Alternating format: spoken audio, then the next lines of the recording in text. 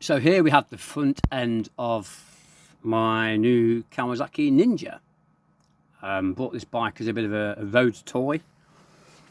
Just something to have a little play on now and again and go out on.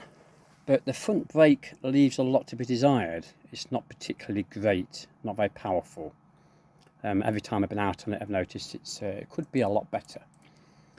So what we're going to do is, bear in mind it is a single disc. What we're going to do is we're going to upgrade the brakes.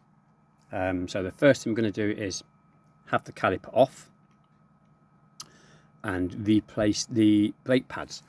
Now the brake pads we are going for, which I've already got, I've got all the parts here to do the job, are the EBC HH sintered brake pads. These are probably one of the 3 best brake pads set of brake pads you can fit to the front of a sports bike to give maximum feel and power. We're also fitting some braided brake lines, which we have here, as opposed to the rubber front brake lines.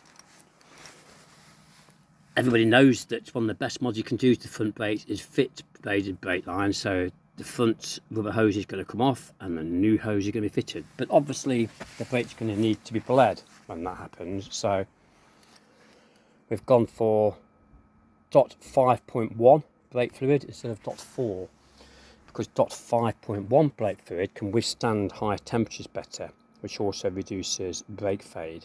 So yeah, we've got our items here for the brake upgrade. New front brake line, there is a rear one there as well, but we'll do that one another day. Set of race brake pads and .5 brake fluid. So let's get to it and upgrade these brakes. So the caliper is off. Got the new brake pads in. EBC HH sintered pads. These are going to be so much better than the standard ones. Relatively easy job putting the pads in. Here's the old ones.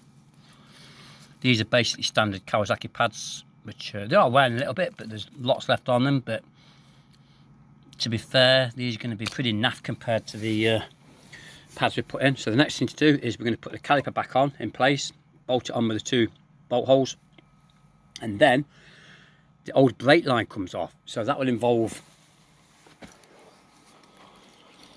taking off the master cylinder cap via these 2 screws. Obviously that's where your brake fluid goes. Disconnecting it at the top here, feeding the cable down through behind the fairing. Also it's attached here, as you can see, the old pipe comes off here as well. That's why we're putting the caliper back on. It's going to be much easier to undo this and take this off with the caliper bolted back on, as it is obviously the caliper hanging loose. So that's the next job, off with the old brake hose. So there's the standard front brake hose, big chunky thing that it is. When I put these away for storage, I always put a little cable tie on the other side here, because then that stops losing the banjo bolts and the washers, because obviously they can't slide off them. You can see it's a good way of just keeping all the pipe work together and the bolts. So yeah, Goodrich hose is on. There it is. Fed up and run through the appropriate place it should be. The other side of the fork leg. There it is, up here. This is all tightened up, top and bottom. Next thing we've got to do is get some fluid in it. And like I said, I'm using .5.1 fluid instead of .4 fluid, which is definitely a better fluid for getting some brake power and to reduce the brake fluid overheating. So we're going to fill this up. We've got to let this run through. And then we're going to start the bleeding process. So let's get on with it. So I'm currently bleeding the front brake. Got some .5 brake fluid in. I'll show you this. Let's get the camera steady. You can see those bubbles coming up as I feather the brake lever. Got to get all that trapped air out, so we'll pump this up a few times. You don't need to pull the lever right back to do this. Just going to show you. You can just feather the front lever like this, and we're drawing out trapped air in there. Show you again. You basically need to be doing this until all those air bubbles are gone, and we are getting there with it.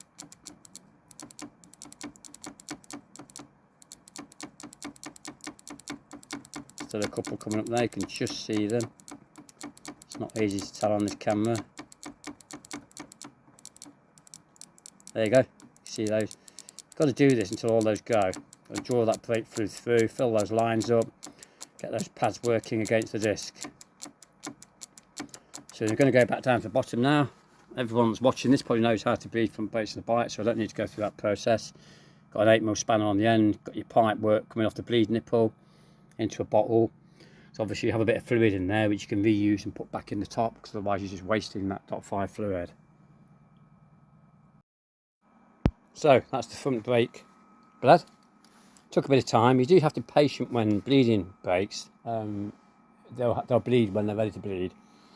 So yeah, you can see now we've got a nice sharp lever.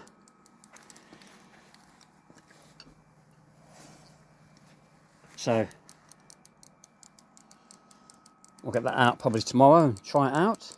Leave it to stand overnight and give it a go tomorrow. See how she feels. It's going to feel miles different and a lot better than what the original braking system felt like. The braided lines and the different disc pads in. .5 fluid. So yeah, all good. Try it tomorrow.